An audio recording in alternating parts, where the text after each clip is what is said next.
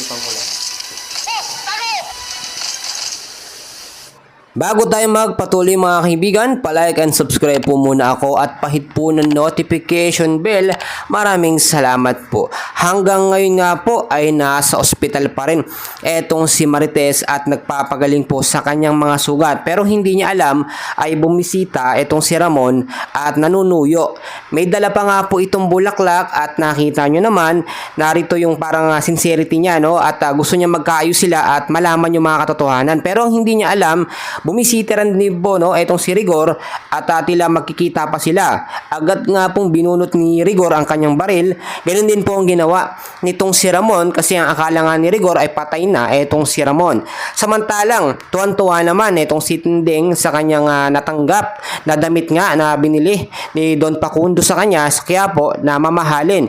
Pero ito namang si Bettina ay nagalaite, no, at ang sinasabi niya ay nilalandi niya, no, etong si Don Facundo, kinukuha ang loob para maging malakas o makuha ang kanyang gusto. Siyempre, alam naman natin, hindi papayagan yan ni Bettina. Kaya hinatak niya ang buhok, no? Nakita nyo naman yung ginawa. Talagang hindi niya papayagan na magkalapit ang loob nitong si Tinding at ni Don Facundo. Eto namang si Don Facundo ay tinanggihan ni Tanggol, no, sa offer nito na sila ay magkasundo. Ang gustong mangyari ni Tanggol, mga kaibigan, ay bayaran sila ng sapat nitong si Don Facundo para sa kanilang serbisyo.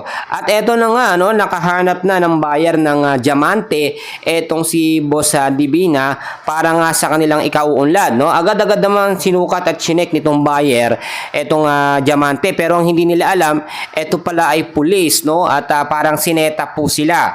Nagalit dyan at naghinala agad itong si Boss Divina, no, at tinanong niya nasaan na ang pera. Agad bumulot ng baril itong si Boss Divina dahil nga hindi nagpakita ng pera etong buyer nila ng diamante. Agad nagkabarilan at inilabas si Tanggol ang kanyang baril para nga protektahan etong si Boss Divina. Kitang-kita nyo naman, nagdatingan din ng maraming pulis dahil siyempre, no, illegal ang transaction nila. Kaya naman nagkabarilan at nahuli, no. Ito nga sinasabi natin na pakuno, no, ng pagbenta ng diamante, mga kaibigan.